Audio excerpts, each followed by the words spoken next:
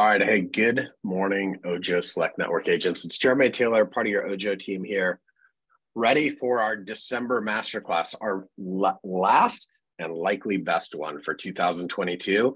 So well over 1,000 people registered for this webinar with my friend Ben Kinney. Excited to hear some of Ben's insights and talk about how agents can win at the end of this year and into early next. So as you all join, let's do what we always do. Let's start with a little chat action. Where are you from? Where are you joining from? Throw it in the chat. All right, Ben went first. I love it. I'll go second. Oh, there we go. Okay. Austin, Dallas. Yeah. A place I can't pronounce. Bend, Illinois. That's not Oracle. Tucson. That's good. Tucson. Yorkton. San Antonio, Philadelphia. I love it. A lot of Arizona. Kansas City, Destin, Florida. There we go. Ooh, Mike's in the metaverse. I feel like Mike always is in the metaverse. I've never seen him without a Zoom background. Indianapolis, Sacramento, South Carolina. This is amazing. Anybody from Washington State? I haven't seen any Washington State people. It's too early. Real estate agents in Washington, it's 9 a.m. Oh, we got one. Yeah. This is amazing. All right, cool. It's 2 minutes after. Let's get started. Hey, y'all, as a reminder, my name is Jeremy Taylor. I'm part of your Ojo Select Network team here. Welcome. This is your first masterclass. Be prepared to take some notes. We have an amazing guest today, Mr. Ben Kinney. What the format of this is, and just a little bit of housekeeping before we get started. We're going to have Ben for about 30 or 40 minutes today. This is going to be an interview. We're just going to talk a little bit about Ben's career, get his thoughts on what's happening in the market and how agents can win in the market that we're coming into.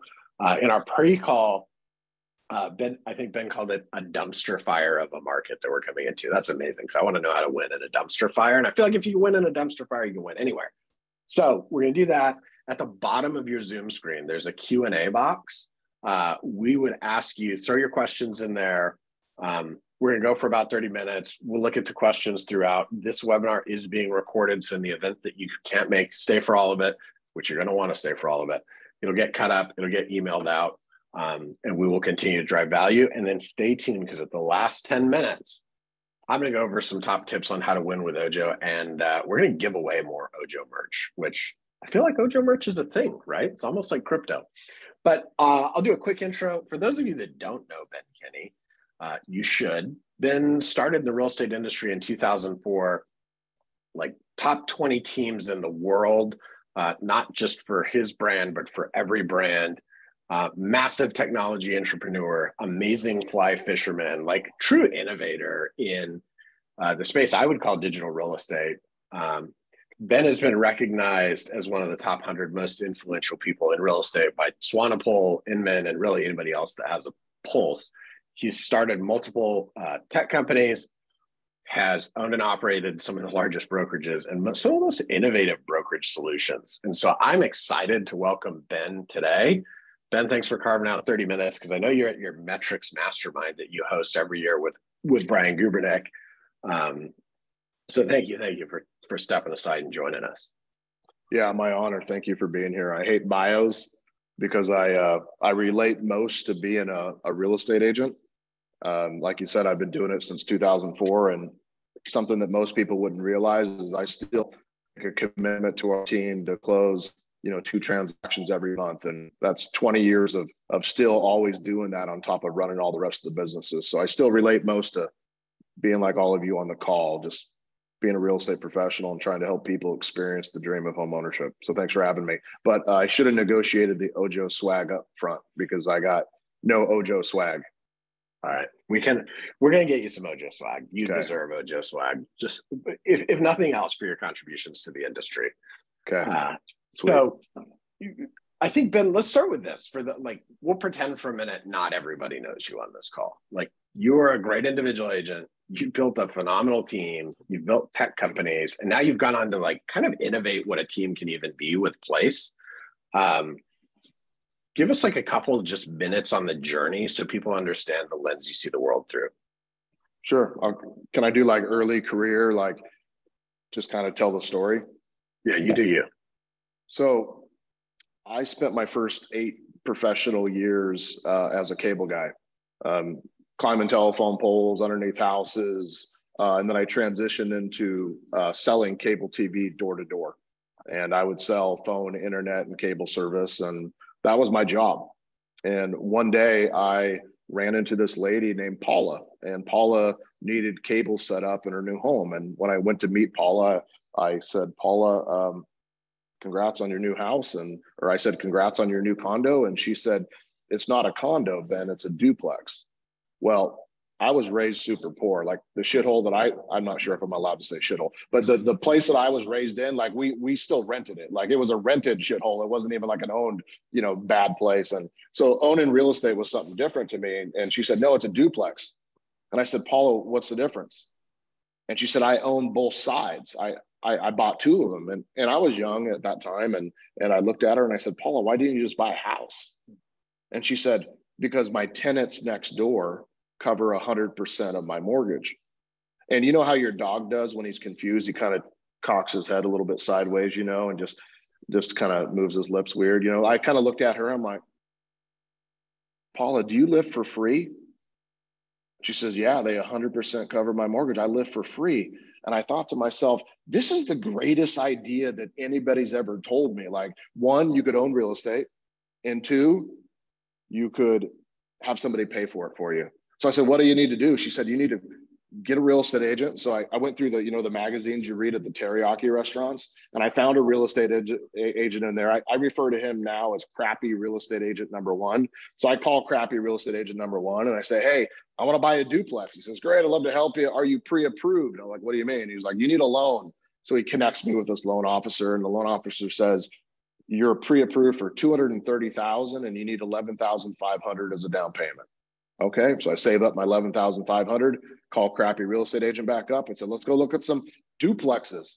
So he starts showing me some properties, but there were like condos and houses. And I said, hey, crappy real estate agent, why aren't you showing me duplexes? He says, there aren't any in your price range. And he did not understand that I was signing up for the free deal. So I started driving around town, Jeremiah, and I would write down the addresses of all the duplexes that I liked the look of. The ones that had a double car garage, and the ones that were the right color and the right neighborhood. And I started looking them up on the Whatcom County assessor page, and something stood out to me. A handful of them had tax forwarding addresses out of state. You know what that means, Jeremiah? It means that most likely they're an out of area owner. And I thought, these people probably don't even care. So I called one of them up and I said, hey, I want to buy your duplex. I want to live in it and I want to buy it. And he says, okay, we were just talking about selling it.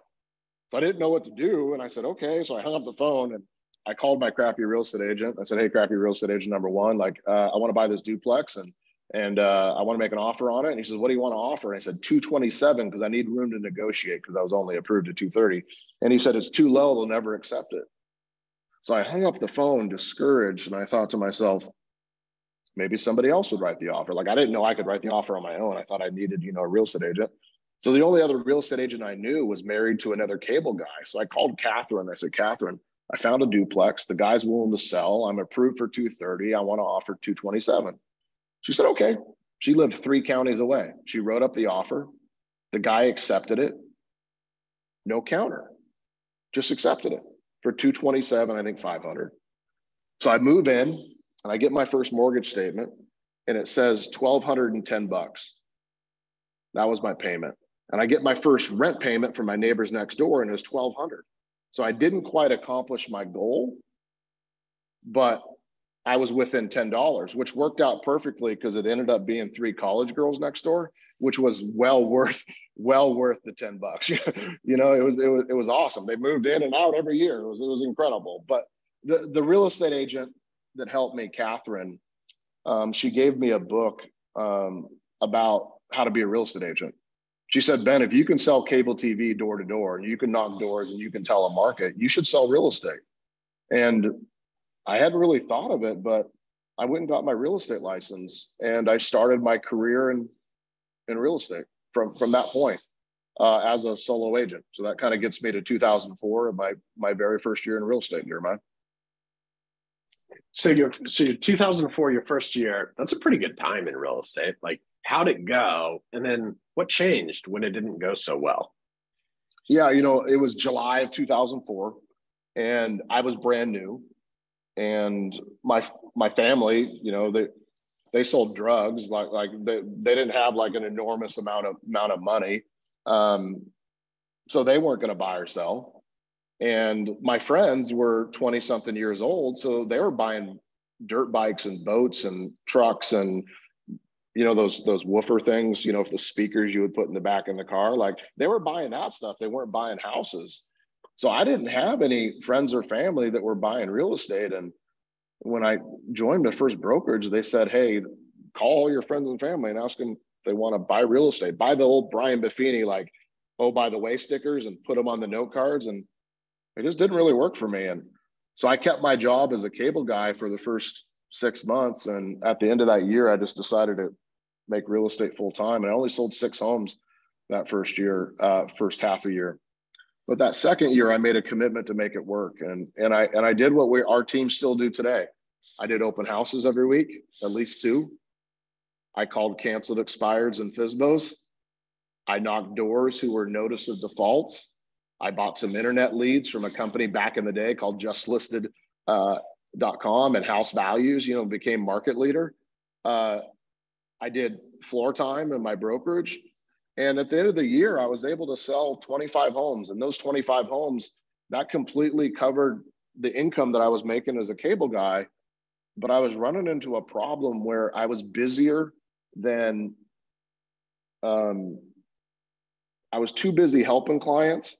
I didn't have enough time to find new clients. So at the end of that year, I hired my very first assistant, Jolene, who's still with us today. Her 17-year anniversary was 2 days ago.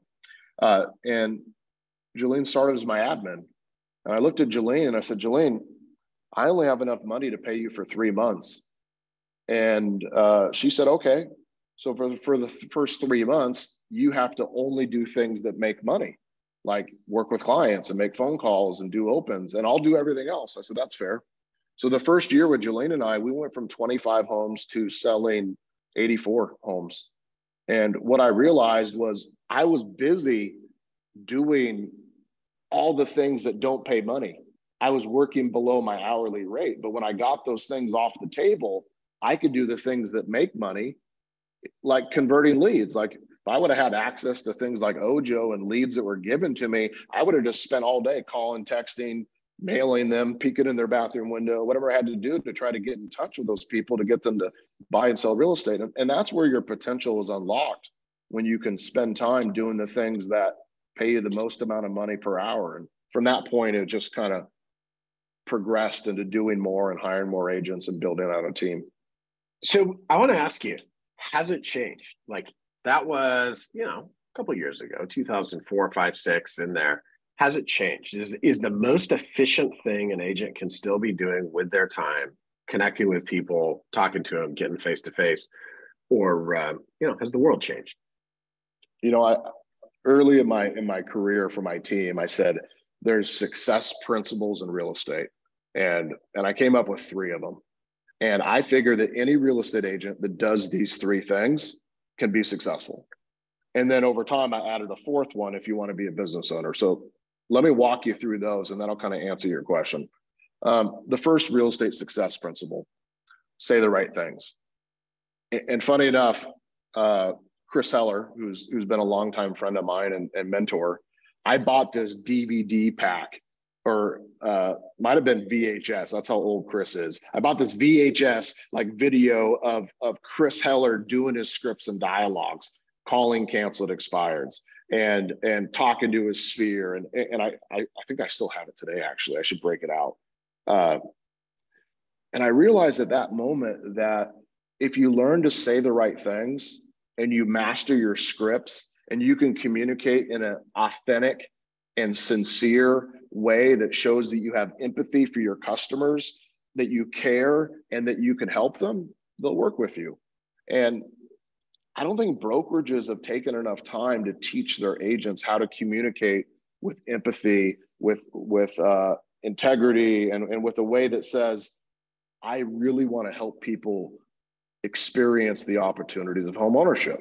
So I became a master at scripts, and most of them were not my originals. Those are all ones that I stole.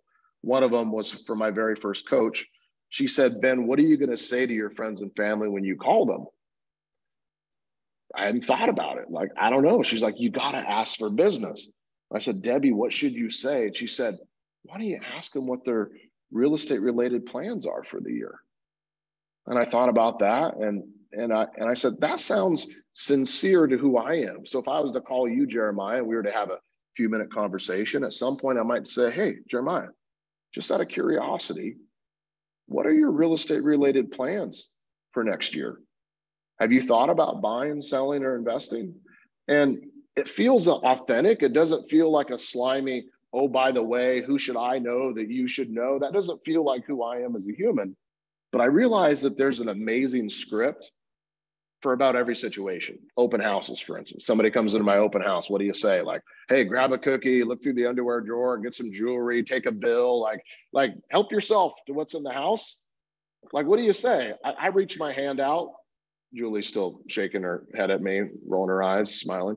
I reach my hand out and I say, Jeremiah, thanks for coming in my open house. What's funny is people have been coming into this house lately for one of two reasons. One, they're curious what their own home is worth because they're thinking about selling. Or two, they're thinking about buying. Which one are you? And people would normally answer. Instead of saying just looking, they would say, oh, I'm selling, or oh, I'm buying. Notice in that order, Jeremiah, what I asked for first. I asked for sellers because that's what I want the most, right? Okay, the second real estate success principle, say it enough times. Are you willing to set an activity goal daily that's going to equate to the success that you need next year? How many open houses? How many calls are you going to make? How many contacts? How many appointments? When I started, I had this roll of pennies, and I opened it up and I put all the 50 pennies in my left pocket. And every time I made a phone call, I'd take one penny out of my left pocket and I'd put it in my right pocket. And I knew I could go home when I had no more pennies in my left pocket. And it didn't matter if I made those calls while I was parked outside a house or at an open or in the office doing it. I just knew that by the end of the day, I had to move all the pennies. It was that simple. For me, it was every 52 dials would lead to 15 to 16 conversations, on average, give me one appointment. So you have to know your activity goal and make a commitment and a promise to yourself that you're going to do it. The third real estate success principle, have enough people to say it to. Have enough people to say it to. That's a leads issue. If you don't have enough leads, that's what Ojo does. If you don't have enough leads, do some opens. You don't have enough leads, knock on some doors. Like, here's the cool thing. We know where everybody lives in the world. Like everybody lives in a house or an apartment. Like all those people know somebody that wants to buy, or they're going to want to buy or sell at some point. So just go talk to them. So those are the three things that I figured out: scripts, activities, and leads that will get you to sell that 24 to 100 homes a year. Now, you're going to run into a ceiling where you can't sell more than that amount. So there's a fourth real estate success principle when you transition from being an agent to being a business owner. And that is when you have enough people saying it. And that's where you move into leverage and you hire an admin, or you hire a showing agent, or you hire a buyer specialist. So I don't think things have changed, Jeremiah. You still need to be great at scripts. You still need to do enough activities, and you still need to have enough leads. The message might change. I saw you on my website compared to you got my postcard. The market of the moment might change, where in one year we're talking about short sales and foreclosures, and the next year we're talking about finding off-market properties or good deals. The message changes, but what we do every day doesn't. I love it. I love it. And I'm going to use this as a good pivot point, because you just said the market of the moment, right? I did an interview earlier this week on, our housing market forecast for 2023. And so I want to put something in perspective for the agents here. In 2008 and 9, which were arguably the worst years for most real estate agents that have been doing this, we sold roughly 4.3 million homes. There was just under 1 million members of the National Association of Realtors. And so what that means is when you look at the number of sides, how many transactions were available per agent, is about 9.3.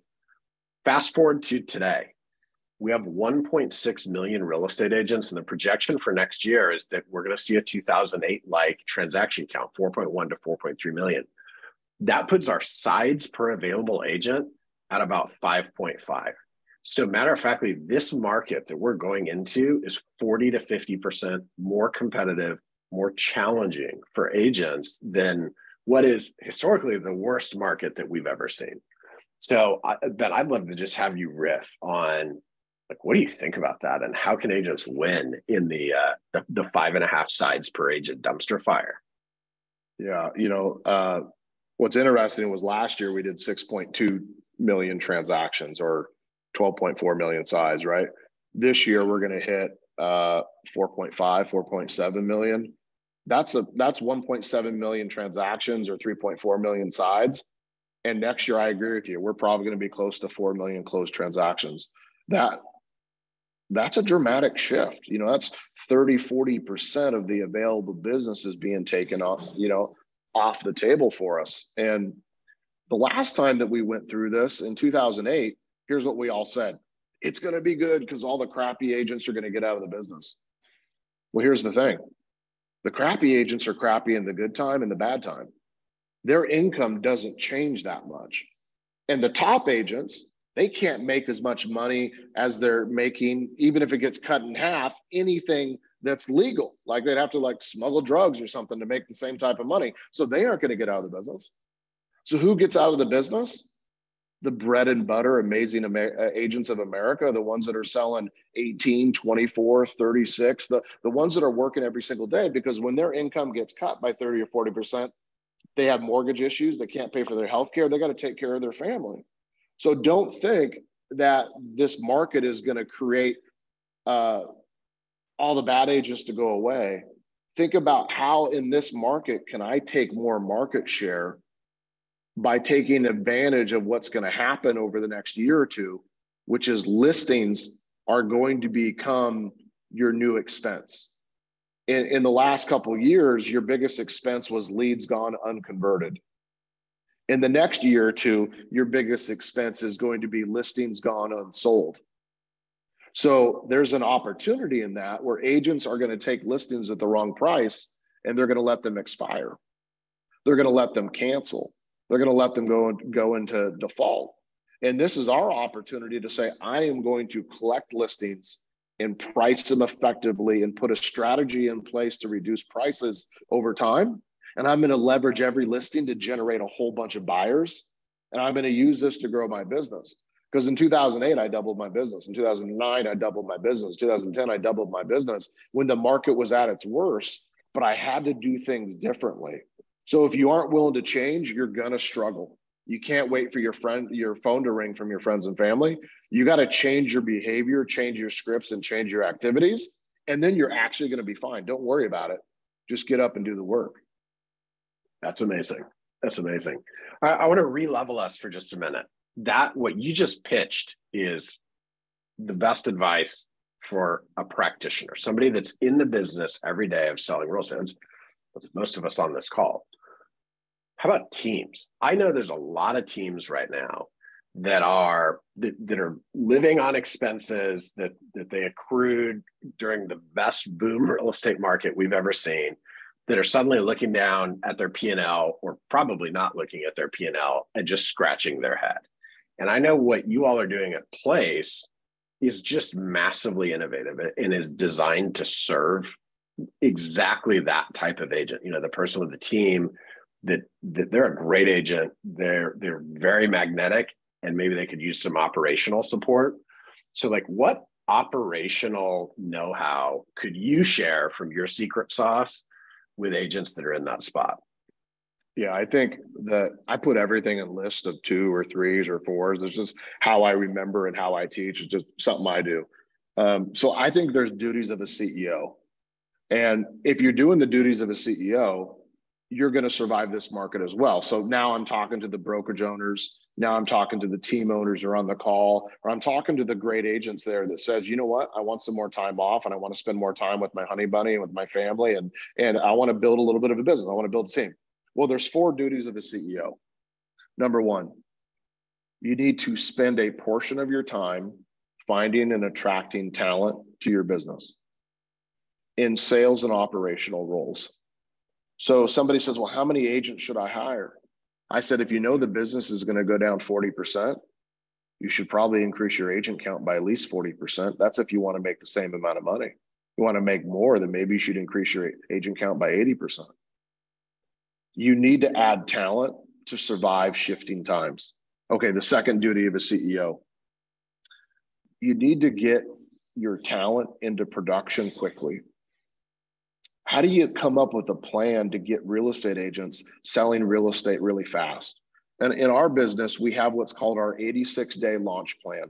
And Jillian, my first hire, came up with the 86-day plan, which was weird. She's like, hey, we're going to do the 86-day launch, which is just weird. I was like, well, why aren't we doing a 90-day launch? She said, because if they don't do what they're supposed to do, I 86 their ass off the team. I'm like, that's funny. Like, she brings it sometimes. So what can you do in the first 86 days of starting your real estate business to guarantee that you're going to be on path to closing 2 transactions a month? Well, real estate agents and CEOs, you need to have a plan in place, a recipe, so to speak, that your agents can follow that can guarantee productivity. How many open houses? How many calls per day? Well, how do you work your sphere? How do you host opens? What do you say to canceled expireds? What are your listing presentation? What is your buyer consult? What CRM do you use? Like, build all that. You need to have these things in place to get agents into production. There's no point in having 20 agents on your team when most of them don't sell anything. You might as well just have 3 or 4 people and have less stress. So if you're going to have a big team, get them into production. The third duty of a CEO: during hard times, people struggle in their marriage, they struggle in their health, they struggle in their business, they struggle in their finances, and it shows up at work. And retention becomes a big issue. So what are you doing to make sure that the people you're in business with never want to leave? Your admin, your sales agents, your operational staff, your ISAs, what can you do to make sure that these people never quit your world? I'll give you a couple examples of what we've done. One, we give health insurance, like employee level health insurance. Like if you worked at Boeing or Microsoft or Amazon, to any agent that sells 25 homes in a year. We give them access to revenue share, to stock programs. We allow them to make income in other ways through consumer services or through coaching and training. We make it really sticky. I want it to be like, I had this friend of mine. She was married to a guy and she was really successful and he was kind of a jerk. And I said, hey, why are you staying in this relationship? She said, it's cheaper to keep him. I want to be in that position where it's expensive for people to want to quit. And you can't win just on money, but I also want us to be in relationship with people so they would never want to. So they look up and they say, Jeremiah is my business partner. Jeremiah and I spend time together. We holiday together. We invest together. We buy real estate. So the third duty of a CEO is retention, retaining your staff and your agents. Now, the fourth duty is all the stuff: accounting, bookkeeping, payroll, legal, HR, tech implementation, marketing, digital advertising, all that. The duty of a CEO is to make sure that you have those things in place. So you're building a house on a strong enough foundation that could go up 2 or 3 levels. And I think if you're doing those 4 things, Jeremiah, you're going to build a really successful business. And that's what, you mentioned our company Place. That's what we focus on making sure that our partners are doing and that we provide services to support those 4 things. So whether you do it on your own or you do it with a business partner or you do it with a company like us, that's what a CEO has to do every single day. That's amazing. That is, I'm typing these into the chat. So if you missed them, they're there. And I'm already seeing some questions that are like super tactical, right? Like people that quite frankly should just have a conversation with you or Lucas or Jolene or somebody about like their business. So for those people that aren't in your social universe, like how do people get into your universe? How can somebody find you after this or get involved with Place or anything else that you're touching? Yeah, I'm a super approachable guy. You can send me a Facebook message. You can send me a LinkedIn message. You can send me an email. It's really tricky email. It's ben@place.com. It's not, I'm not super hard to find, and I'm super responsive to people that sincerely want to change their life. That's amazing. So I threw in the chat, it's ben@place.com. I'm going to ask Ben for some thoughts. While I'm asking for those, we've only got Ben for about another 15 minutes. So I want to start to open it up to questions and answers from those of you that are here. So we have a few in the Q&A now, but this is your nudge to start throwing your questions in the Q&A. So I love, Ben, like how you just simplify things for agents, right? It's like, hey, these are the 3 things that make you successful. This is what makes you successful as a CEO. What about life? Like you have done amazing things with your life, right? You've become a technologist, you've built software companies, you've built real estate companies. Do you have like a set of principles for life that are just like these super digestible 3 points of Ben Kinney, how to win at life? John Maxwell, who's a leadership coach and a pastor, believe it or not, I love Jesus. I just swear a little bit. I have a T-shirt that says it. It's just kind of who I am. But he's a wise guy. And John Maxwell says, systems make the ordinary extraordinary. And I think of myself, I was a B student, B for Ben, and not super bright kid, and I didn't come from a rich situation, and so I don't think I'm like an extraordinary human, and I have gotten some extraordinary results, but they've always been through systems. So I look for a system for everything. But if you had to summarize it, like what is my methodology for life? Is just to work really hard and be really kind, and to be kind to anybody. And I think if you were in one of my companies or you spent time around me, then you would see that I show up that way, and I try my best to always be kind and work hard. But inside of my personal life, I've come up with a couple of systems. And one of them I talk about on a podcast that I host, Jeremiah, not to be self-promotional, but it's called the Win, Make, Give podcast. And we don't do any advertising or promotion. It's just leadership and wealth stuff, but it's called the daily plan. And the daily plan is what I do for 5 to 10 minutes every single night to make sure tomorrow is awesome. So if I could just share that one model and that one system, maybe that would be our good answer to your question. So I'm actually gonna read it to you in the way that I teach it. I believe that we need to start with a plan for tomorrow the night before. And that plan should take 5 or 10 minutes so that you can figure out, what does winning look like tomorrow? And it is a very simple 6-step plan.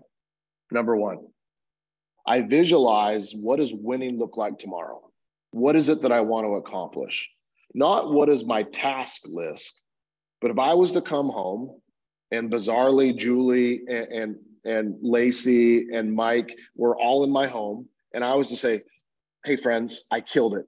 I hit it out of the park, give me a high five, and we high-fived each one of them. They would say, what happened? What would that be? And some days that's getting 2 appointments. And some days that's hiring a new agent. Some days it's filing my taxes. Some days it's calling somebody and apologizing because I wasn't my best self the day before. It's, what does tomorrow look like if I was to really, really win? That's step 1. I visualize, what does winning look like tomorrow? Number 2, I look at my calendar.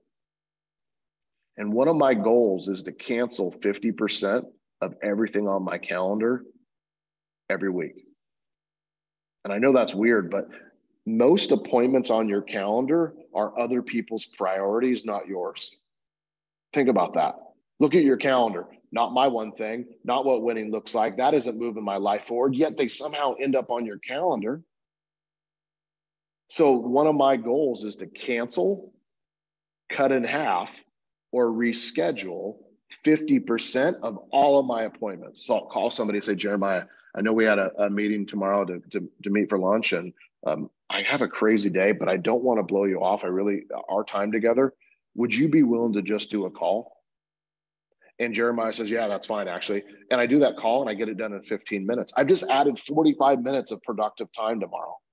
The other person is I go, Mike Chang, I say, Mike, something came up, man. I got to cancel tomorrow. And I said, hey, would you do me a favor?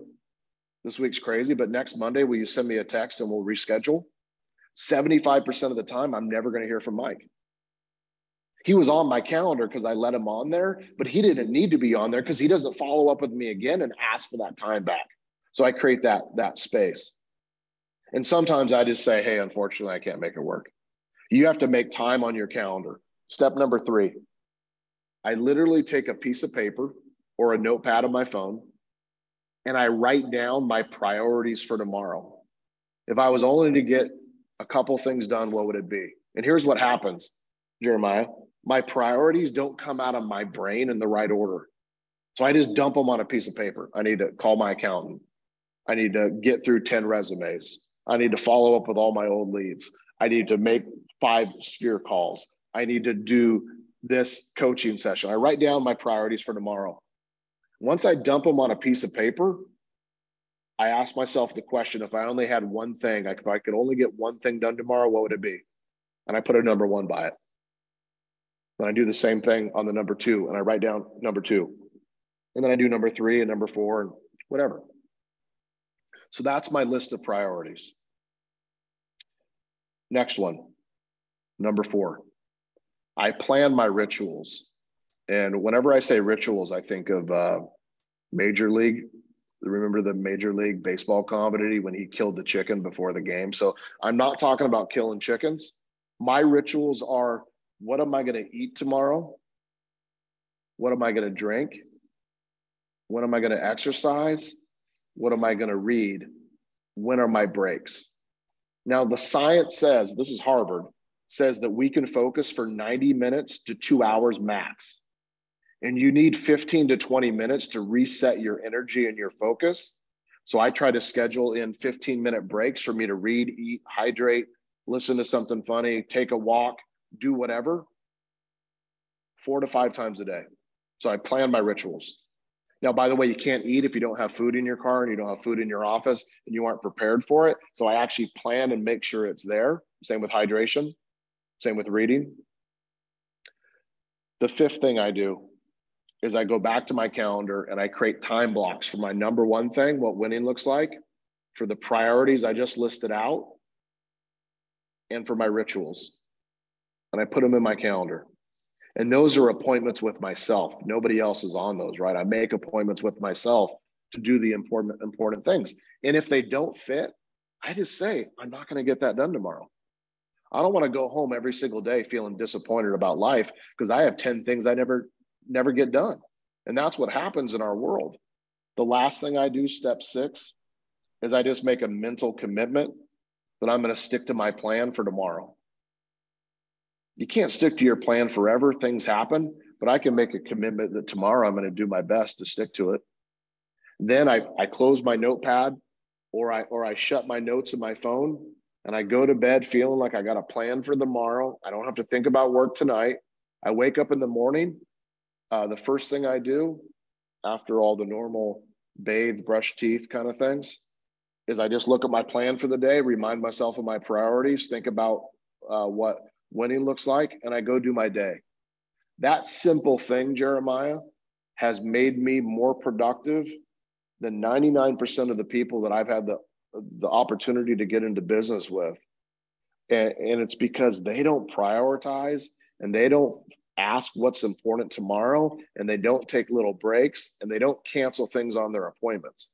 Some of my busiest and most successful friends, they say, man, I'm busy all the time. I don't know how you have time for those things. And I say, let's look at my calendar compared to yours. I have 1/3 of what appointments you have. So my secret to success is having less things on my calendar and more time to work on what's important to me, to my life, to my business. Amazing. I think like Adam Wilson just said, his mind is blown. My mind is blown. I'm sure more than our collective two minds are blown. We got 5 more minutes of Ben, and I want to just keep the content coming. So I'm going to rattle off some questions at you. If you ask a yes or no question, I'm like, we're not going to go to those. Like, I want some content. So ask good, deep questions, like Adam said. Aside from the top 3 things you mentioned, Ben, what is one tip you can give to newer agents to thrive in this market and successfully make it through the shift? Even blind squirrels find a nut once in a while. You can be really bad at your job and talk to enough people and have a lot of success. Like, I hired this guy. He came and knocked on my door. He was trying to sell vacuums door to door. And I said, your job sucks, like pun included. You should come work with me. And I hired this kid, and he set 143 listing appointments for me that year that turned into listings in 1 year. And he wasn't even good at his scripts. He just called all day because I told him to. And if a brand new kid with no real estate experience and didn't know anybody can set 143 listing appointments that ended up listing,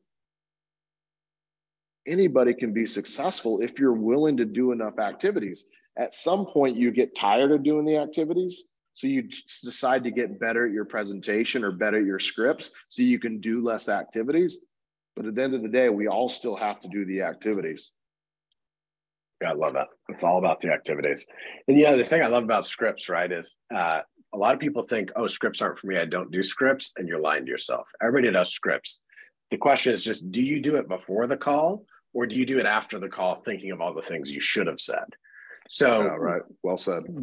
Ben, you got a script library or somewhere that we can point people? We got a couple questions on, like, where do you find amazing scripts?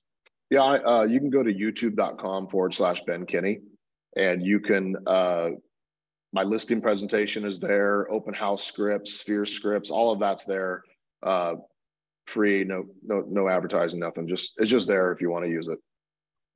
It's amazing. People asking, like, do you take time off?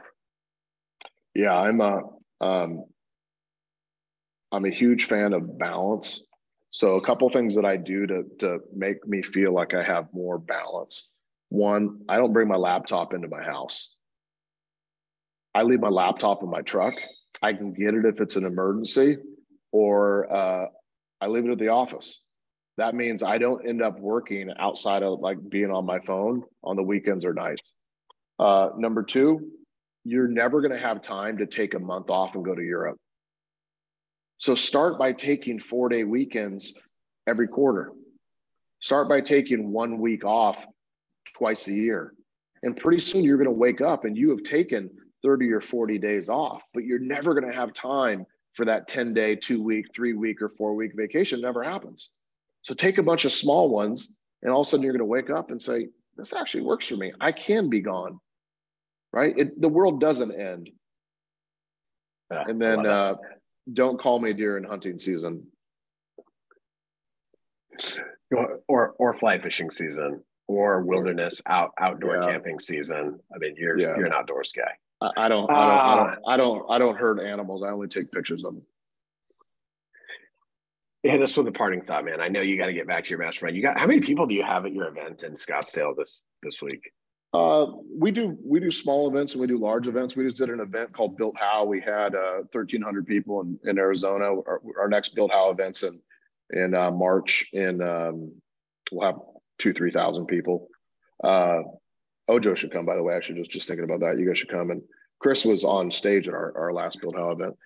This one's small, though. This is kind of a private 2-day mastermind. We work on leverage, wealth building, tax strategies, leadership lessons. We bring in some really crazy speakers that are really phenomenal. And there's only about 100 of us, so it's a really intimate session. It's what this hat is. It's called Metrics Masterminds. It's a little fun thing that Brian and I do on the side. Brian Gubernick is a cool guy. Yeah, it's amazing.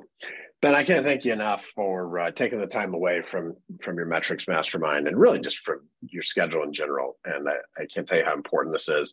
We will make sure that people know how to get a hold of you. We'll make sure that your story and your strategies are dissected and shared, because there's so much value here. We can't keep it a secret. So opportunity for you to share a parting thought, and then we'll let you get back to your work, and then I'll dive into some Ojo stuff. I think you make time for people that matter, and you make time for things that matter. And you, Jeremiah, have been a friend for me for a long time, and I've known Mike Chang for a really long time, and Chris Heller's been a great friend to me over the years. And now all of a sudden, Julie and Lacey and Jenna, we're all now best friends too. So you make time for people that matter. And I think the coming year or two in the economy, your people in your database and your past clients and your agents and your staff, they're going to need you to show up. And I kind of think of it like Braveheart. Like, this is an opportunity for us to paint our face blue and put on the kilt. Underwear is not even required, and run out in front of our people, say, hey, follow me, we got this. And people follow people who have confidence. Have confidence that this market is an opportunity for you, and people will follow you gladly, just like they did in Braveheart. So have an amazing rest of your call, and thank you all for inviting me, and I'll see you on the next one. Cheers. Awesome. Thanks, Ben. Bye. All right. For those of you still here, still standing after the amount of value that Ben just delivered, we're going to do two things. Now, I don't know if y'all noticed. I didn't notice until just now. Jenna is like the most active participant in the chat. And it's not because Jenna's like a hacker and just sitting there typing. We have a little Zoom glitch, and some of you have probably noticed that your posts are coming up as Jenna. So this is your opportunity to clear the air and win some Ojo merch. Go in the chat and just type in your full name and hit enter. And that is going to enter you. Because what this does, this tells us who's still engaged. The people that this thing's just running in the background, we're not giving you anything. The people that are here, that are showing up, that are engaged, that are plugged in, you're here to win. We love you. We appreciate you. So while you all blow up the chat, which I love just seeing that thing scroll, it reminds me of the end of Star Wars. I'm going to share my screen. Can you all see my screen? Or no, you cannot see my screen right now. Hang on. We're coming in a second. How about now? Can you see my screen? Cool. All right, I got a thumbs up. So a couple just hot tips on winning with Ojo. It's 11:48. I'll be done with this by 11:55, and y'all can go. If you have more questions that you want me to answer specifically about Ojo, this is the time to throw those in the Q&A. The team will help me field them. Number one, agent profiles. This is a new thing that we're working on. What we want to do is we want to give more context to the consumers that we're introducing you to, so that they see who you are, so they can feel comfortable and confident with you. This is also your ability to share your experience. So the key, how you fill out your Ojo agent profile, is you go on your smartphone or on your desktop computer, and you're going to go to referrals.ojo.me. When you go to referrals.ojo.me, you're going to log in. And when you log in, you're going to see your face at the very top right corner, or top right corner. You go in there and you'll see there's a new thing right here, my agent profile. Boom, fill that out.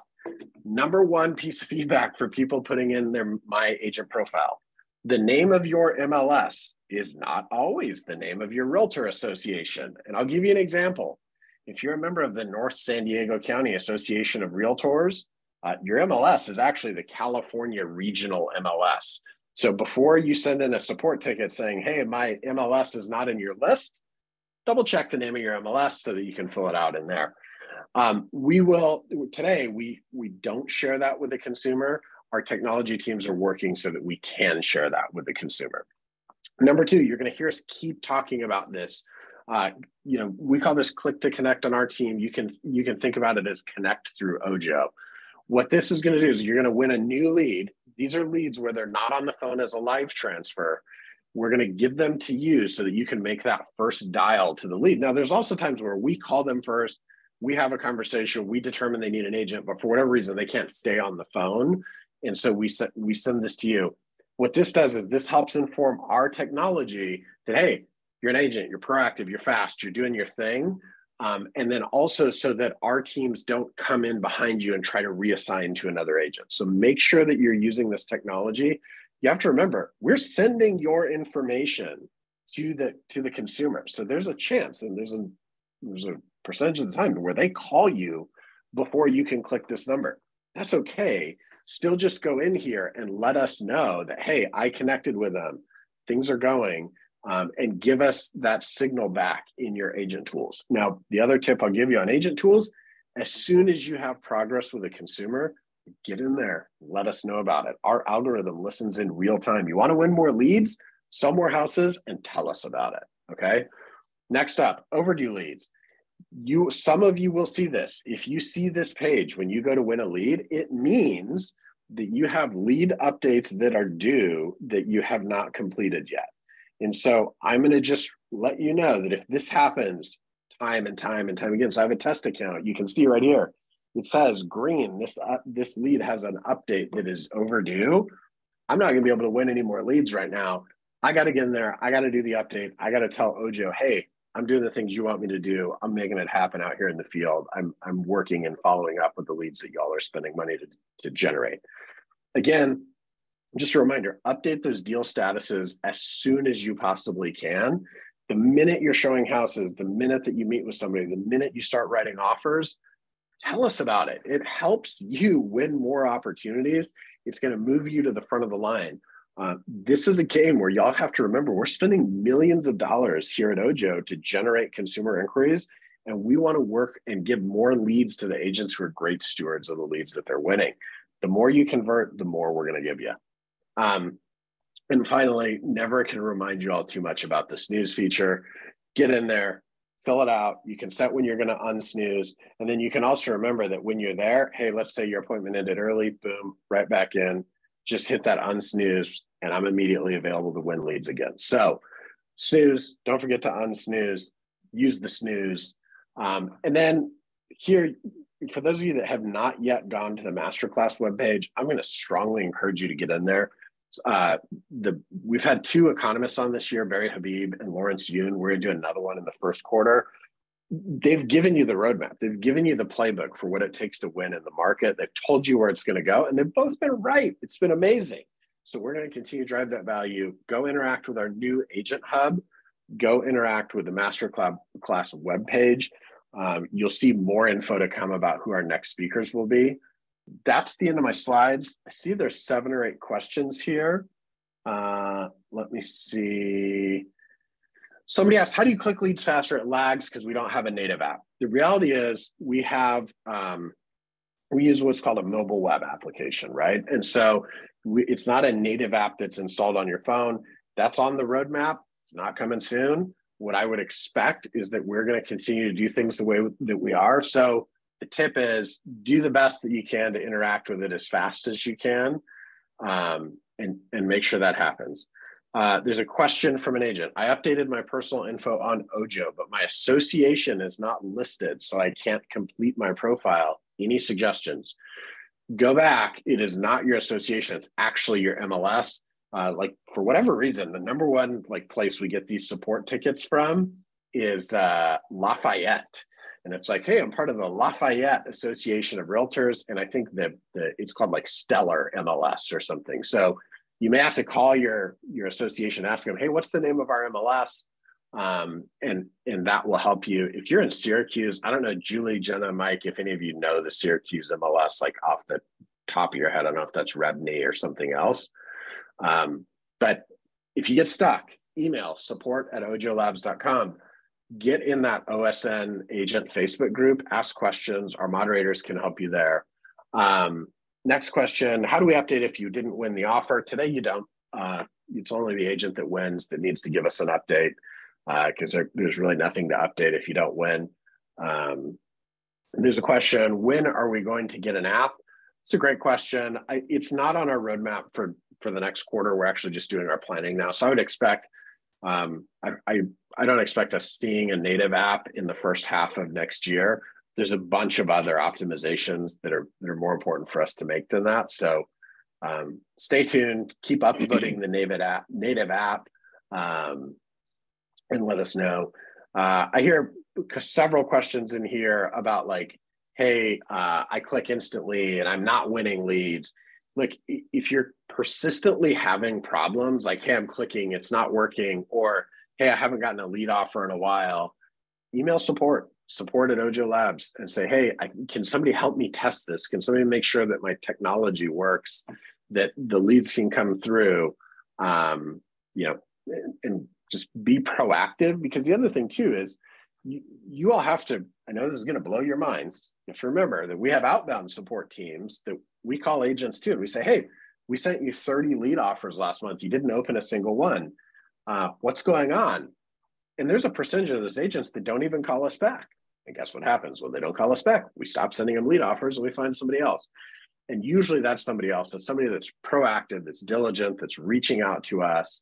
And I think, Toby, you nailed it. The more you give us updates, the more progress you make with those leads, the more our algorithm begins to understand that, hey, this is an agent that's doing the right thing. Jeff asked a great question. If I'm more than one MLS or state, can I list them all? Absolutely. Every state you're licensed in, all the MLSs you're members of, get them in there. So question, will there be a change to not penalize us for buyers that, for example, get declined? So let's clear the air there. You don't get penalized for this. At Ojo, we know you cannot sell a house to every single person that we introduce you to. But what we do know is if the top agents are closing at this percentage and you're way down here, there's some opportunity. And so what you're going to start to see from us is more leaderboards, more information on how agents are winning with Ojo. And nobody expects you to be perfect, right? But if you win, I'll give you all a stat. If an agent wins 23 leads in the Ojo Select Network, there's a 90% chance that they've had at least one closing. That's average. That is dead average. And remember, average is the best of the worst and the worst of the best. You do not want to be average. The best agents will close 1 in every 10. So if you've got 10 and you haven't closed one, get with it. If you got 30 and you haven't closed one, I got news. It's probably you. And you got to be more diligent. You got to push harder. You got to stay with people. You got to be tenacious. We are doing our part on our end to do everything we can to keep those connections strong via our concierge team. Call into support. Let us know, how can we be a partner? There's a great question here on scripts, like Jenna, Julie. We should actually do a breakout on scripts as a future opportunity for agents. We do things like that from time to time. We have previously sent out the Heller scripts. Happy to do that again in this month's key takeaways if we want to include those. Yeah, that'd be great. We should also just do like a panel of our top converting agents and let them do their scripts. Like, let's just do some role plays and script training. We'll make that happen after the first of the year for you all. But snooze does not mean you lose. Sorry, couldn't resist. Snooze means you win, because the only thing that means you lose is when Ojo's trying to communicate with you and you're not responding. So when you snooze, we don't try to communicate with you. We just put you on pause. If you say snooze forever, we'll probably call you and say, hey, you've been snoozed for like 7 days. Did you mean to do that? Are you on that vacation in England that Ben is talking about? Does it hurt me when I release a lead that's not responding? If a lead is just simply not responsive, you should just stay with them. There's a button in your Ojo agent tool that allows you to ask for help. If you have not used the ask for help button, you should definitely use the ask for help button. It's right there at the top of the screen. See where it says help? I can hit help, and then I can hit need help getting in contact. We have an army of people that dial the phone here at Ojo. Don't throw away a lead just because they're not immediately responsive to you. Hit that need help getting in contact button. Our concierges will help call them and get you reconnected. They will text you and say, hey, I got in touch with them. Make sure you text them back, communicate. In the same way that you look for us to communicate with us, everybody wins.